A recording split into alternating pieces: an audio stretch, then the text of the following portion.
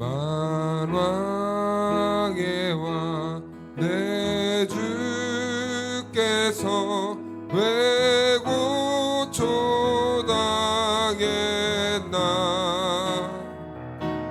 이 벌레 같은 날 위해 그 보혈을 흘려 십자가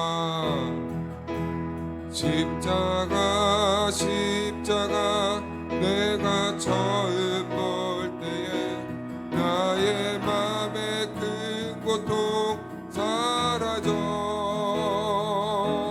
오늘 믿고서 내 눈 밝았네. 참 내 기쁨 영원하도다. 그 십자가 못 박힘은 속죄함 아닌가. 그 긍휼함과 그 은혜 말할 수 없도다. 십자가 내가 처음 볼 때에 나의 맘에 큰 고통 사라져. 오늘 믿고서 내 눈 밝았네. 참 내 기쁨 영원하도다. 늘으로도 그 큰 은혜 다 갚을 수 없네. 나 주님께 못 맞춰서 주의 이름 쓰리. 십자가 내가 처음 볼 때에 나의 맘에 큰 고통 사라져. 오늘 믿고서 내 눈 밝았네. 참 내 기쁨 십자가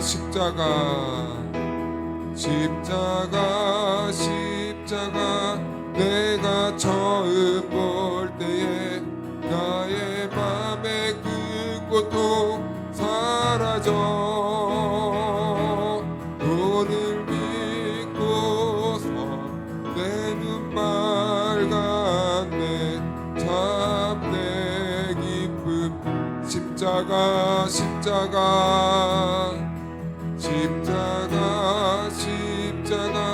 내가 처음 볼 때에 나의 맘에 큰 고통 사라져.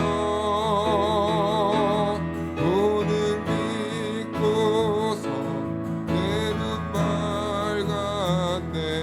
참 내 기쁨 십자가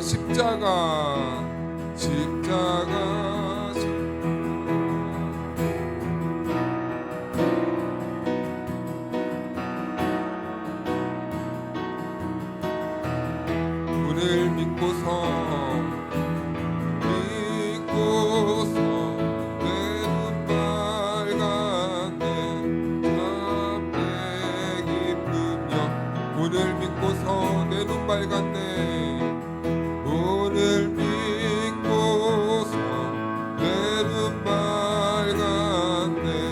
참 내 기쁨 오늘 믿고서 내 눈 밝았네.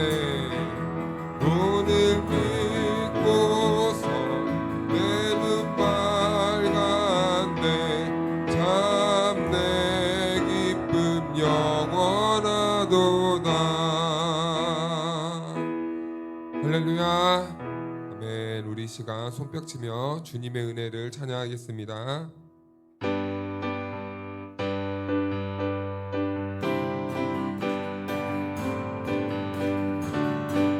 구주의 구주의 십자가 보혈로 내 씻음 받기를 원하네.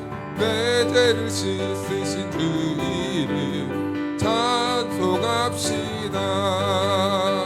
찬송합시다. 찬송합시다. 내 죄를 씻으신 주 이름 찬송합시다. 죄악은 속하여 주신 주 내 속에 들어와 계시네. 십자가 앞에서 주 이름 찬송합시다. 찬송합시다. 찬송합시다. 내 죄를 씻으신 주 이름 찬송합시다. 주 앞에 이르는 생명수 날 씻어 정하게 하시네. 내 깊은 정성을 다하여 찬송합시다. 찬송합시다. 찬송합시다. 내 죄를 씻으신 주 이름 찬송합시다. 내 주께 회개한 영혼이 생명수 가운데 젖었네. 뜨겁고 순전한 주 이름 찬송합시다. 찬송합시다. 찬송합시다. 내 죄를 씻으신 주 이름 찬송합시다. 구주의 십자가 보혈로 죄 씻음 받기를 원하네. 내 죄를 씻으신 주 이름 찬송합시다.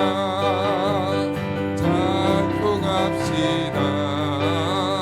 찬송합시다.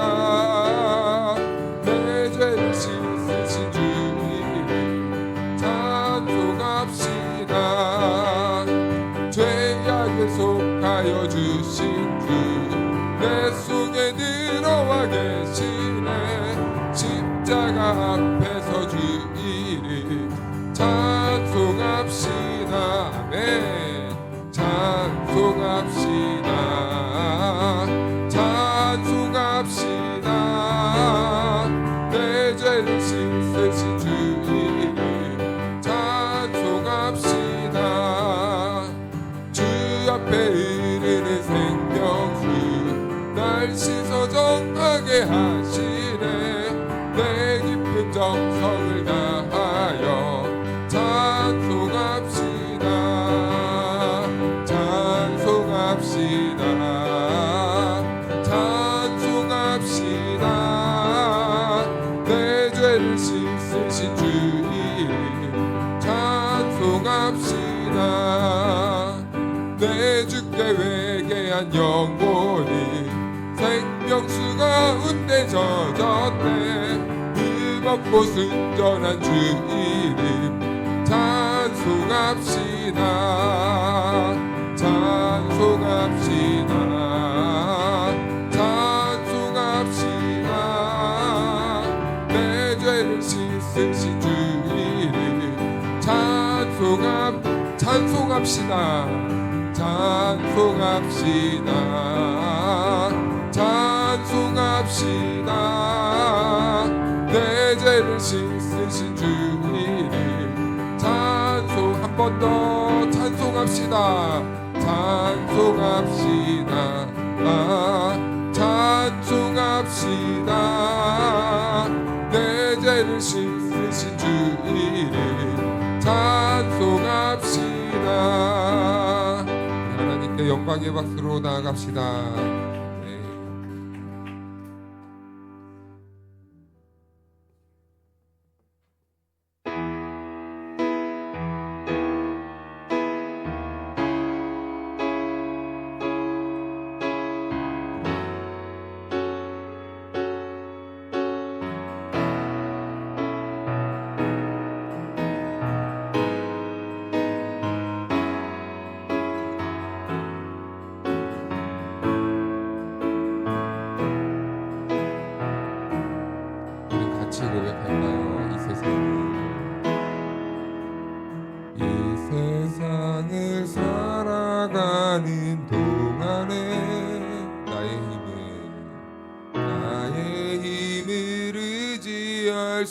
없으니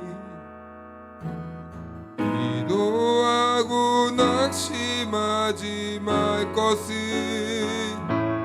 주께서 참 소망이 되심이라. 이 세상을 살아가는 동안에 나의 힘을 의지할 수 없으니 기도하고 낙심하지 말 것은 주께서 참 소망이 왜 하나님의 꿈이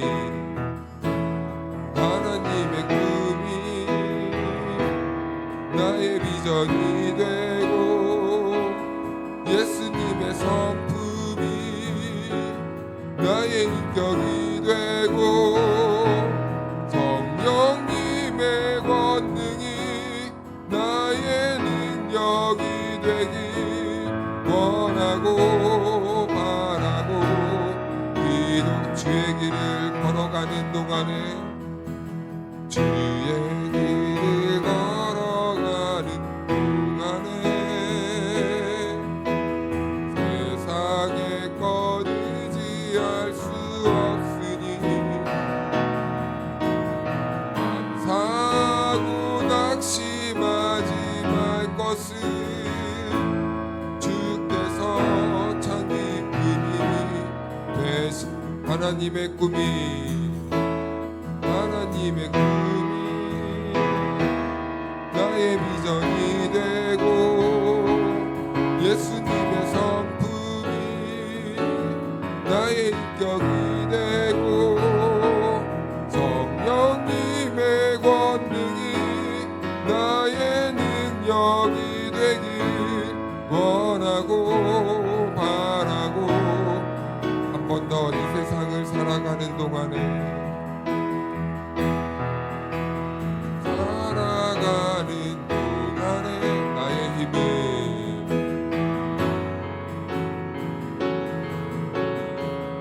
기도하고 낙심하지 말 것을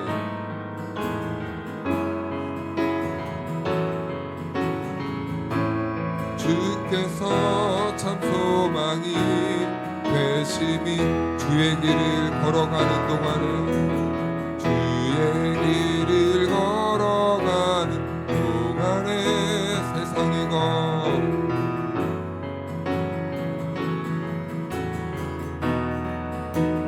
감사하고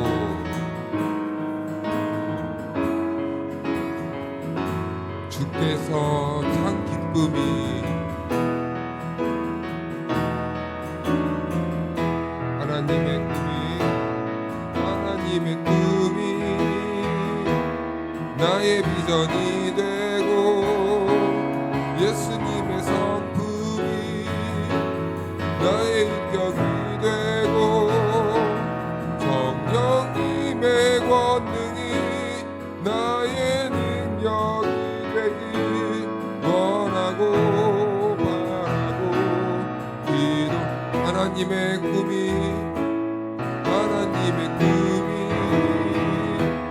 나의 비전이 되고 예수님의 성품이 나의 인격이 되고 성령님의 권능이 나의 능력이 되길 원하고 바라고 모든 시선을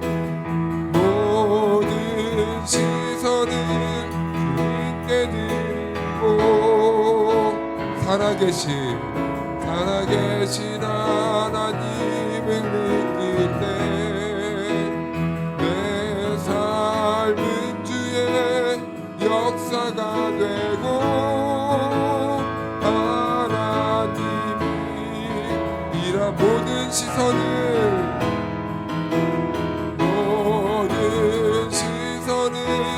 주님께 드리고 전능하신 하나님을 느낄 때 세상은 주의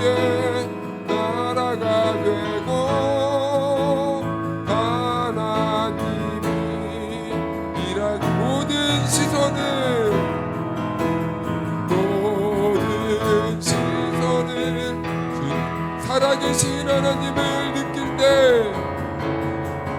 살아계신 하나님을 느낄 때, 내 삶은 주의 역사가 되고 하나님이 일하기, 모든 시선은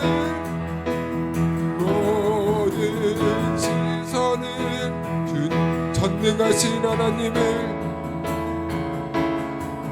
전능하신 하나님을 느낄 때, 세상은 주의 나라가 되고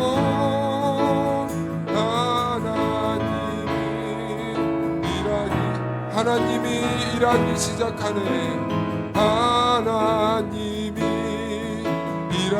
하나님이 일하기 시작하네. 하나님이 일하기 한 번 더 하나님이 일하기 시작하네. 우리 시간같이 기도하며 나아갈 때에 하나님이, 오늘 이 새벽 우리들에게 주신 말씀은 누가복음 23장 1절에서 10절 말씀까지입니다. 무리가 다 일어나 예수를 빌라도에게 끌고 가서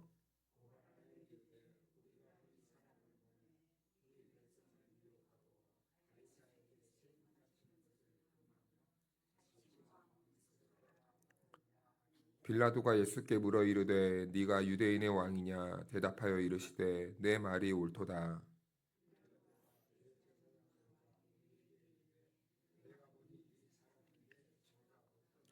무리가 더욱 강하게 말하되 그가 온 유대에서 가르치고 갈릴리에서부터 시작하여 여기까지 와서 백성들을 소동하게 하나이다. 헤롯의 관할에 속한 줄을 알고 헤롯에게 보내니 그때에 헤롯이 예루살렘에 있더라.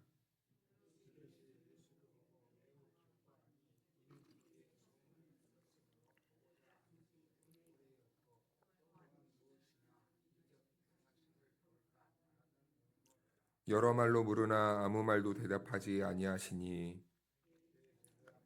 서기관들이 서서 힘써 고발하더라. 아멘. 할렐루야. 하나님의 은혜와 평강이 우리 모두에게 함께하기를 주님의 이름으로 축복합니다. 네, 오늘은 예수님의 체포당하시는데요.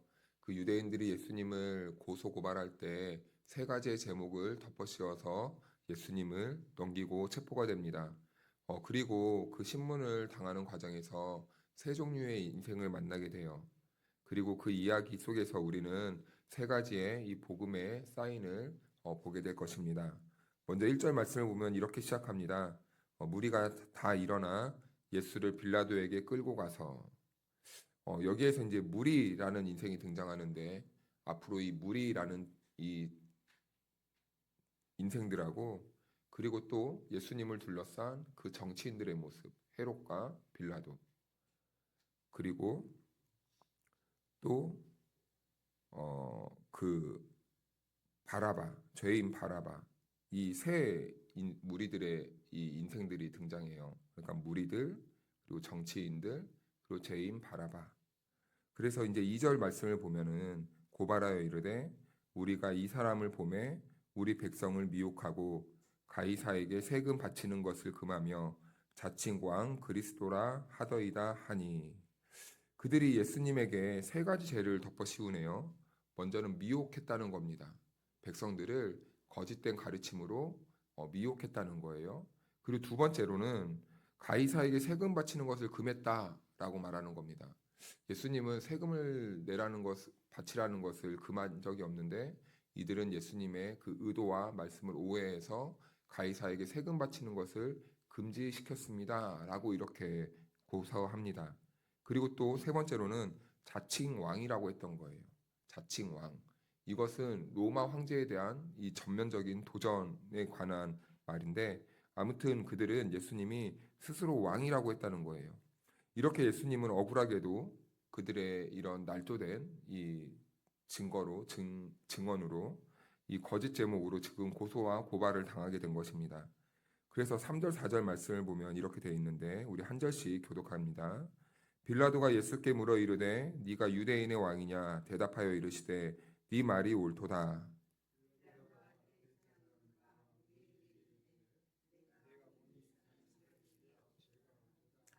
아멘. 무리는 예수님을 로마에 파견된 총독 빌라도에게 끌고 가요. 그런데 빌라도가 이제 예수님을 신문을 합니다. 그런데 이제 빌라도가 예수님을 아무리 신문을 해도 예수님에게 죄가 될 만한 그 건덕지가 없는 거예요. 그러니까 이 빌라도는 세 번이나 예수님이 죄를 없다고 백성들에게 말을 하는 거죠.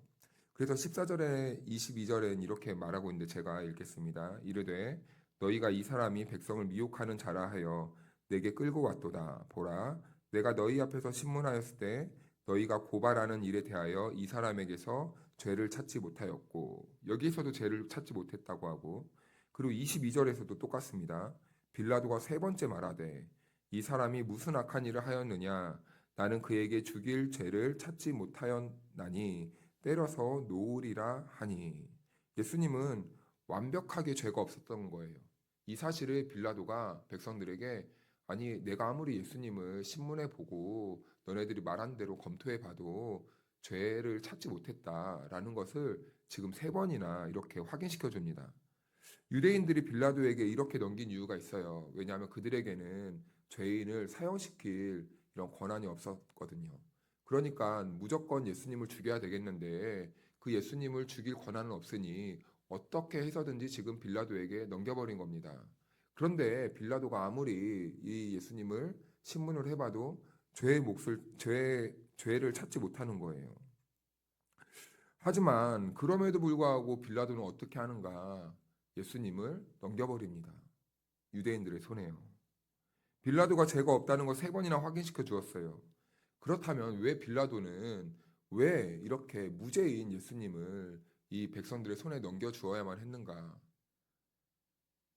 빌라도는요, 정치꾼이라고 합니다. 정치꾼. 정치에 그 밝았대요.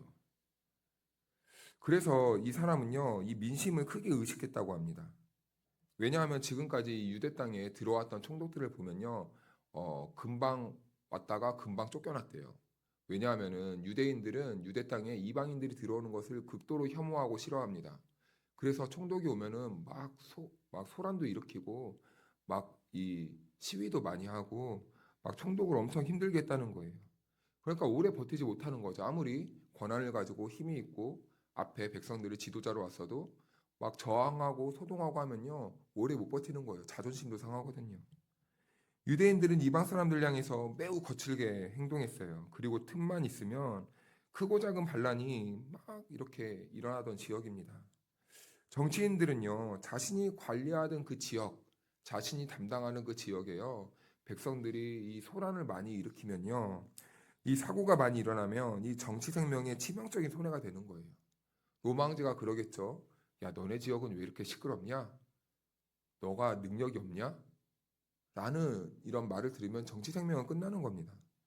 그래서 빌라도는 예수님에게 죄가 없으나 이 민심을 우려한 나머지 지금 예수님에게 죄를 덮어 씌워서 그들에게 넘겨버리는 거죠.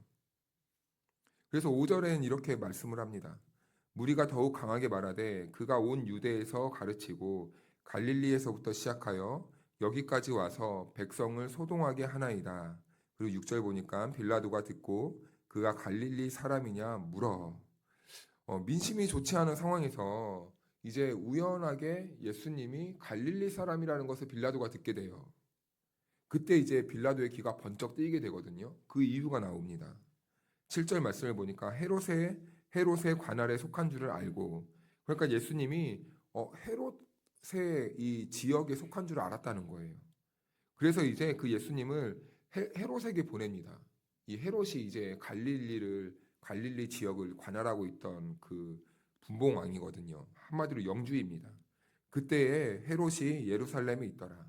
그 소식을 듣고 헤롯에게 보내려고 했는데 그 헤롯이 지금 때마침 빌라도가 관할하고 있는 그 지역에 머물고 있었다는 거예요.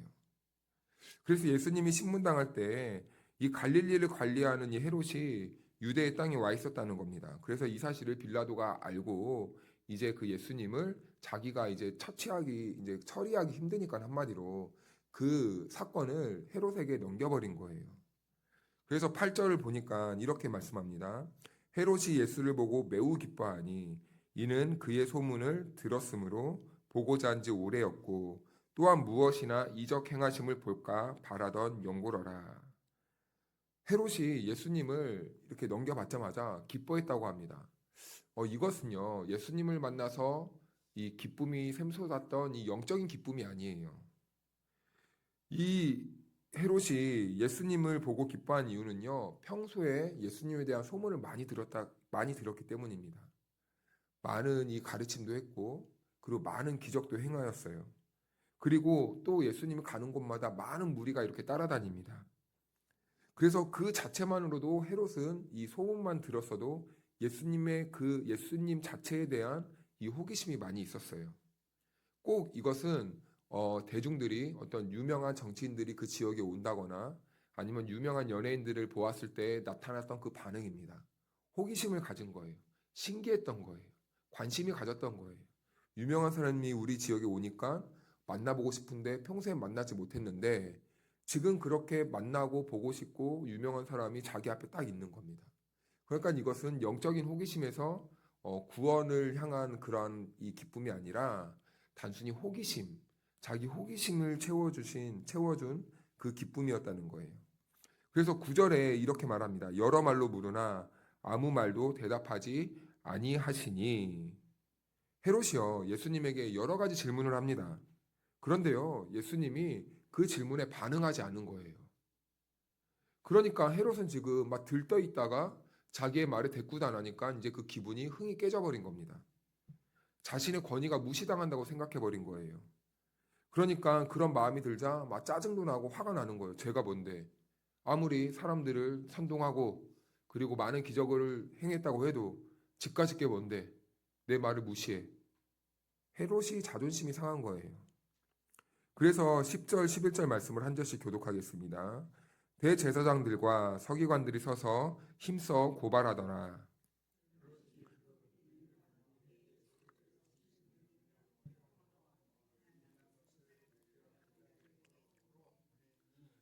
헤롯이 이제 본색이 드러나게 됩니다. 헤롯은 처음에 예수님을 보았을 때 신기하고 그리고 마음이 들떴어요. 그런데 자신이 무시당하고 업신여기자 이 자신을 무시한다고 생각한 헤롯이 예수님을 오히려 무시하기 시작하고 희롱하기 시작하고 그리고 업신여기고 다시 짐짝처럼 그러니까 빌라도에게 가서 빌라도에게 신문 당해라 하고 빌라도에게 보내버립니다. 그런데 예수님을 사이에 두고 참 이상한 상황이 발견되게 돼요. 이 헤롯과 빌라도 사이에서요. 우리 12절 말씀 같이 한번 읽겠습니다. 시작. 헤롯과 빌라도가 전에는 원수였으나 당일에 서로 친구가 되니. 헤롯과 빌라도는요 서로 다른 민족입니다. 잘 알다시피 헤롯은 로마에서 파견된 이방인이고 이 빌라도는 로마에서 파견된 이방인이고 그리고 헤롯은 이 에서 계열의 사람입니다. 그래서 헤롯과 빌라도는 서로 다른 민족이고 원수나 마찬가지예요. 둘이 사이도 좋지 않습니다. 그런데요, 예수님을 처리해야 된다는 이 공동의 목적이 생겨버린 거예요. 그러니까 예수님을 처리해야 되는 이 공동의 목적이 생기자 서로 원수했던 사람이 어떻게 됐습니까? 서로 마음이 맞아지는 거예요. 같은 적이 생겼거든요. 그래서 13절에 빌라도가 대제사장들과 관리들과 백성들을 불러 모으고 이르되 너희가 이 사람이 백성을 미혹하는 자라 하여 내게 끌고 왔도다.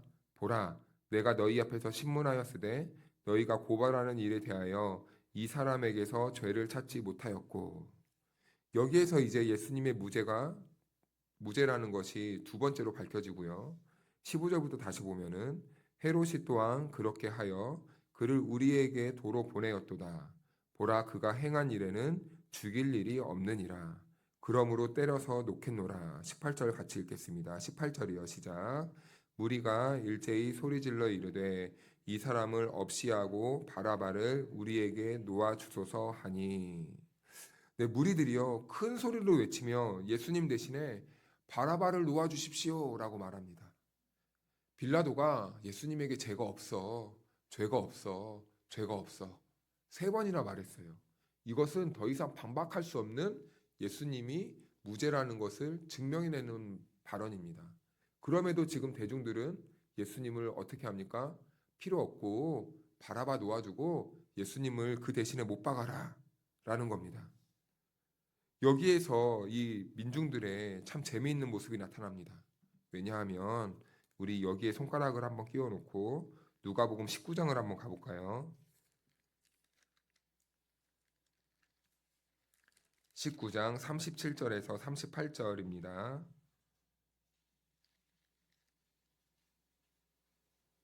19장 37절에서 38절 우리 같이 읽겠습니다. 시작. 이미 감난산 내리막길에 가까이 오심에 제자의 온 무리가 자기들의 본 바 모든 능한 일로 인하여 기뻐하며 큰 소리로 하나님을 찬양하여 이르되 찬송하리로다. 주의 이름으로 오시는 왕이여 하늘에는 평화요 가장 높은 곳에는 영광이로다 하니. 지금 이때만 해도 백성들은 예수님을 뭐 하고 있었습니까?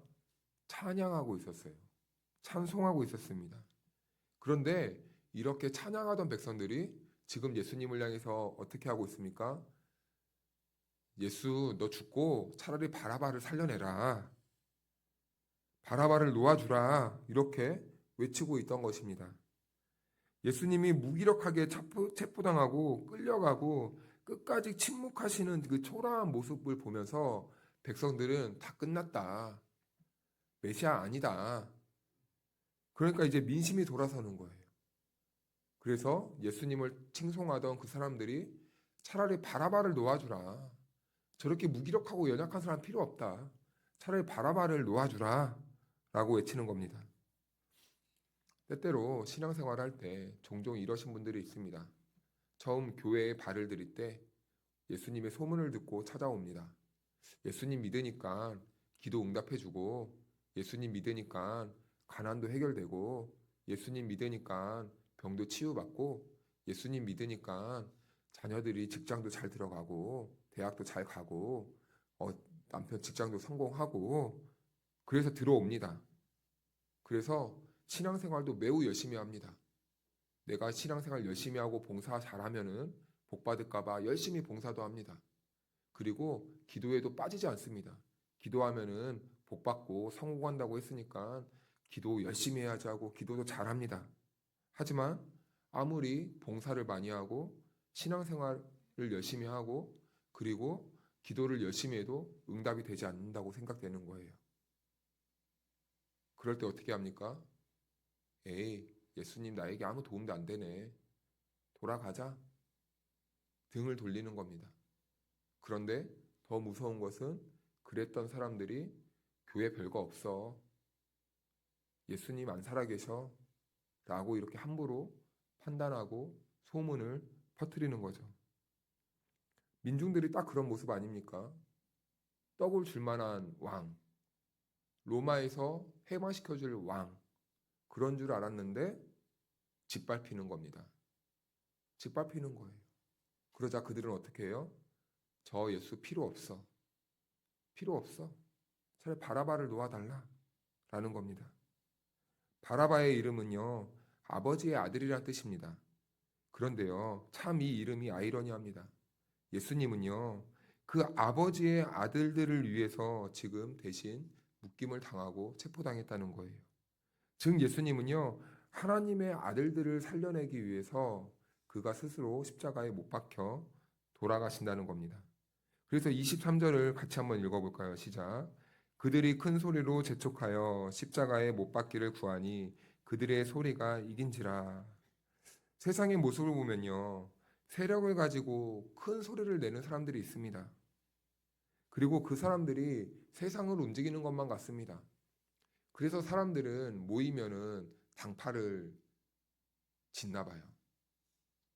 내 소리를 더 잘 내기 위해, 내가 가진 권한을 잘 보여주기 위해 사람들을 모으는 것 같습니다. 힘이 있는 다수가 세상을 이기는 것만 같아요. 하지만 역사를 보면요, 참 아이러니하죠. 다수의 목소리가 사실은 다 옳은 적은 그렇게 많은 적은 없습니다. 늘 다수의 틀린 목소리 사이에서 한 사람, 그 한 사람의 목소리가 옳았던 적이 너무나 많이 있죠. 그 가운데 바로 한 사건이 오늘 우리가 보고 있는 이 생생한 사건, 십자가 사건이 바로 그렇습니다. 본문에서는 대중의 소리가 이겼어요. 그리고 하나님의 아들이신 예수님이 십자가에서 죽습니다. 그 결과 바라바가 풀려나요. 대중이 이성을 잃어버리자 의인과 살인자가 누구인지를 혼동하기 시작하는 거예요. 그래서 사람은요, 늘 정신을 차려야 됩니다. 늘 깨어 있어야 돼요. 감정에 살짝만 휘둘리잖아요. 뭐가 옳고 그른지를 잃어버립니다. 잊어버려요.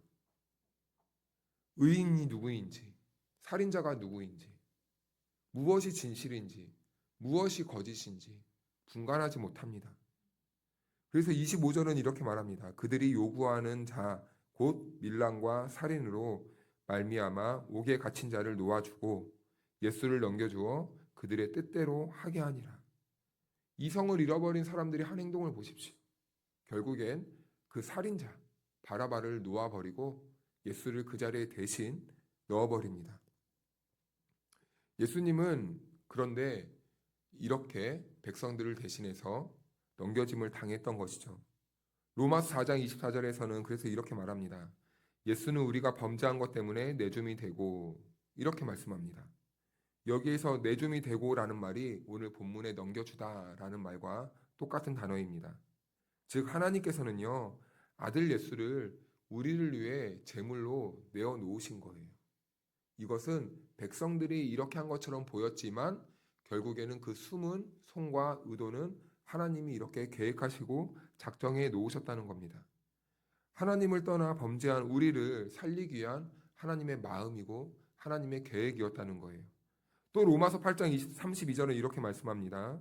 자기 아들을 아끼지 아니하시고 우리 모든 사람을 위하여 내주신 이가 어찌 그 아들과 함께 모든 것을 우리에게 주시지 아니하겠느냐 이렇게 말씀하십니다. 세상은 다수가 옳다고 말을 해요. 그런데 우리 그리스도인들은요 이 다수를 따르는 사람들이 아닙니다. 세상 유행을 따라가는 사람들이 아닙니다. 대세를 따라가는 사람들이 아니에요. 우리 성도들은 무엇을 따라가야 됩니까? 이 성경의 복음, 이 대의를 따라가는 사람들입니다. 세상이 아무리 급변하고 세상이 아무리 많은 말을 하고 세상이 아무리 많은 사람들이 모여도 우리는 그 사람들과 함께 그 물결에 편승하는 것이 아니라 우리는 그럼에도 불구하고 때로는 그 물결을 이 물결과 반대 방향으로 갈지라도 우리는 대의, 성경의 말씀을 쫓아가야 된다는 것이죠. 오늘 함께 예배하는 성도들은요, 우리는 세상에 속해 있습니다. 그런데 우리는 세상 속에 살다 보면 아차 하면은 세상의 물결에 우리도 휩쓸려 갈 때가 있습니다. 그러나 사랑하는 여러분, 우리가 세상 속에 속해 있더라도 우리에게 성령이 주시는 지혜로 말미암아 그 세상 속에서도 그 말씀의 빛을 따라 걸어가는, 진리를 붙잡고 따라가는, 말씀 붙잡고 따라가는 저와 여러분들이 되기를 축복합니다. 그래서 11절 말씀을 보니까 헤롯이 그 군인들과 함께 예수를 업신여기며 희롱하고 빛난 옷을 입혀 빌라도에게 도로 보내니, 빛난 옷을 입혔다고 합니다. 힘든 예수님에게 지금 이런 짓을 하고 있는 거예요. 예수님을 조롱하기 위해 입힌 옷이에요. 네가 왕이라며, 구원자라며, 그렇다면 이 정도의 옷은 입어야 되지 않겠냐? 라는 그 죄인에게 지금 고통당하고 있는 그 상황에서 이 빛난 옷을 입히고 비웃고 조롱하고 그런 지금 아주 몹쓸 짓을 하고 있는 거죠. 그런데 우리도 신앙생활 하다 보면 이렇게 무심코 내뱉는 한마디들이 있습니다. 하나님이시라면서요. 하나님, 나를 구원해 주신다면서요. 하나님, 그런데 왜 나는 아무런 변화가 일어나지 않습니까? 하나님, 왜 저한테만 이러십니까? 이렇게 말할 때가 있다는 거죠. 그런데 여기에는요, 하나님의 역설이 있습니다. 지금 이 현장은요, 자신들이 옳다고 이해하고 있고 고집부리고 예수님을 향해서 폭행도 저지르고 있습니다. 그런 현장이에요. 그런 죄악이 막 난무하는 현장입니다. 그런데요, 이상하죠? 이 하나님의 계획이 다 짓밟히는 것처럼 보여져도 이상하게 하나님은 그런 죄악의 현장 속에서도 우리를 향한 하나님의 구원이 쉬지 않고 계속해서 이어져 가고 있다는 겁니다. 결국엔 하나님이 승리하실 거라는 거예요. 근데 12절 말씀을 보니까 아까 읽었지만 헤롯과 빌라도가 전에는 원수였으나 당일에 서로 친구가 되니라. 이 공동의 목표가 생기자 지금 불법 안에서 서로 친구가 되었습니다. 그런데 초대 교부들 있잖아요. 초대 교부들이 이 불법을 저지르는 두 사람을 보면서 이런 해석을 했습니다. 지금 예수님으로 인하여서 표면적으로라도 그들에게 평화를 주었듯이 장차 이 땅에 하나님은 예수님의 십자가를 통해서 온 세상에 샬롬, 평화를 주실 것입니다. 라는 이런 해석을 했습니다. 이 세상의 샬롬, 평화는요, 세력을 규합해서 얻을 수 있는 게 아니라는 거예요. 예수님만으로만 평화가 주어진다는 것입니다. 그리고 인류는 얼마나 이상합니까? 평화를 얻기 위해 서로 전쟁을 합니다. 평화를 만들기 위해 서로 다퉈요. 내 평안을 유지하기 위해 상대방을 이겨야 됩니다. 참 이상해요, 사람들은. 평화를 얻으려면 평화로운 행동을 해야 되는데 평화를 얻기 위해 전쟁 무기를 만들고 전쟁을 일으켜요. 그런데 우리들의 모습을 봐도 똑같아요. 내 평화를 유지하기 위해 나에게 걸림이 되는 사람들을 어떻게 해야 됩니까? 치워야 돼요. 이겨야 되는 거예요. 내 마음이 편하려면 상대방의 자존심을 아주 마구마구 뭉개버려야 되는 거예요. 내가 옳다는 것을 내가 가진 지식으로 찍어 눌러야 되는 거예요. 이게 바로 우리의 참 못나고 추악하고 그리고 때로는 더럽고 악한 우리 인간의 모습이라는 거죠. 예수님은요, 아버지께서 나를 보내신 것 같이 나도 너희를 세상 속으로 보낸다 라고 말씀하셨습니다. 그런데 제자들을 보낼 때 복음, 다른 말로 샬롬을 담아서 제자들을 파송시켜요. 이렇듯 우리가 세상으로 나갈 때도 마찬가지입니다. 하나님께서 오늘이라는 이 시간 속에 저와 여러분들을 복음으로 부르시고 복음으로 보내실 때는요, 우리 안에 샬롬, 이 평화를 주시는데요. 그 평화로 평화로운 세상을 만들어가는 그 목적을 담아서 우리들을 부르시고 보내주신다는 겁니다. 그래서 우리가 내딛는 삶의 걸음마다 바로 이 복음의 평화가 전파되어져야 되는 거예요. 그 은혜와 그 순종이 우리들의 삶에서 드러나야 된다는 거죠. 그런데 마지막을 보니까 이 민중들의 요청에 의해 결국엔 바라바가 놓여짐을 당합니다. 바라바는요, 죄목이 명확했어요. 이 사람은 살인자입니다. 그리고 사형을 당해야 되는 그 풀려나지 못할 그 사형수였어요. 그런데요, 그를 살려내기 위해 예수님이 다시 상징적으로 십자가에 못 박혀 죽게 됩니다. 그런데 그렇게 우리의 구원이 완성되어지는 거죠. 그런데 여러분, 이 예수님 대신 풀려난 이 바라바가 누구입니까? 성경은요, 바라바를 다른 사람이라고 말하지 않아요. 좀 직설적으로 말하면 바로 너야 라는 겁니다. 바로 너 같은 사람들을 위해서 예수님이 십자가에 죽어야만 했어. 바로 너, 나, 우리가 죽을 자리에 있지 않았느냐. 우리가 예수님을 그렇게 못 박지 않았느냐. 바라바는 다른 사람이 아닙니다. 바로 나입니다. 예수님을 십자가에 못 박으라고 했던 그 민중의 소리, 바로 나이라는 거죠. 내가 바로 그 죽을 자리에 있어야만 했던 사람이라는 거죠. 예수님이 없이는 죽을 수밖에 없던 그 인생이 바로 나라는 것입니다. 바로 아버지의 아들, 바로 그 바라바, 그 사람이었다는 거예요. 그게 바로 우리였다는 겁니다. 그런데 우리 같은 죄인들을 위해, 우리 같은 못난 인생들을 위해 예수님이 자기의 영광을 버리고 자기의 보좌를 버리고 이 땅에 죄인의 모습으로, 인간의 모습으로 내려오셨다는 겁니다. 죄 없으신 그 예수님이, 무지하셨던 그 예수님이 3번이나 무죄라고 밝혀졌음에도 불구하고 죄인이 되셔서 사형 선고를 받고 우리들을 살리기 위해 십자가에 스스로 올라가셔서 제물이 되셨다는 겁니다. 그래서 우리가 구원을 얻게 되었고, 그래서 우리가 오늘 생명을 얻고 하나님 나라를 향해 걸어갈 수 있는 거예요. 바로 저와 여러분들이 그러한데 우리가 어떻게 하나님 앞에서 다툴 수 있겠습니까? 우리가 어떻게 하나님 앞에서 내 교만을 보일 수 있겠습니까? 우리가 어떻게 그 하나님의 은혜 앞에서 사랑하지 못하겠습니다 라고 말할 수 있겠습니까? 우리가 어떻게 그 하나님 앞에서 하나님 못하겠습니까?